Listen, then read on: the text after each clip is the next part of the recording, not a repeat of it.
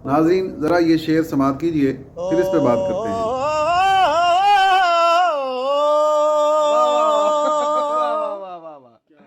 क्या बात है।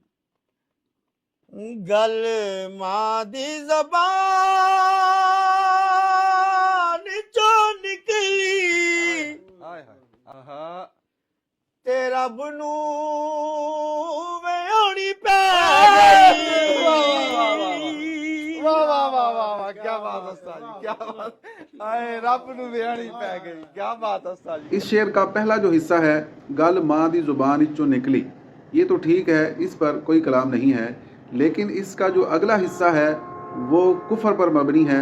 उसमें वाज़े तौर पर कुफरिया कलिमा है कि उसमें इस बात को मुमकिन माना जा रहा है कि माअज़ल्लाह अल्लाह माँ की बात को पूरा करने का पाबंद है। नाज़रीन याद रखें, अल्लाह रब्बुल इज़्ज़त ने माँ को बड़ी शानें अता फरमाई हैं, रुतबा और मकाम दिया है, लेकिन इसका मतलब ये नहीं है कि अल्लाह रब्बुल इज़्ज़त माँ की ज़ुबान से निकली हुई बातों को पूरा करने का पाबंद है। वो अपने फ़ज़ल से चाहे तो माँ की दुआ को कबूल फ़रमाए और ना चाहे तो कबूल ना फ़रमाए। लेकिन अल्लाह रब्बुल इज़्ज़त किसी की बात मानने का, उसे पूरा करने का पाबंद नहीं है, क्योंकि अल्लाह तमाम कुदरतों का मालिक है।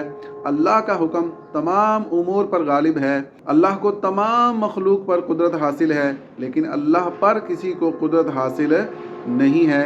इसलिए दोस्तों, जब अल्लाह की शान में कुछ लिखना हो, पढ़ना हो, बोलना हो तो उलमा से रुजू कर लेना चाहिए, अपनी इस्लाह करवा लेनी चाहिए कि हम ये जो बोल रहे हैं, हम ये जो कह रहे हैं या कहना चाहते हैं, ये अल्लाह की शायान शान है या नहीं है।